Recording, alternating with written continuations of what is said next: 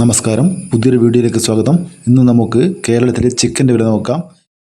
Kerala chicken 1 kilo Kasaragod 135 രൂപ, കണ്ണൂർ 139 രൂപ, കോഴിക്കോട് 135 രൂപ, തൃശ്ശൂർ 141 രൂപ, പാലക്കാട് 138 രൂപ, മലപ്പുറം 137 രൂപ, തിരുവനന്തപുരം 151 രൂപ, കൊല്ലം 152 രൂപ, ആലപ്പുഴ 147 രൂപ, കോട്ടയം 145 രൂപ, എറണാകുളം 143 രൂപ.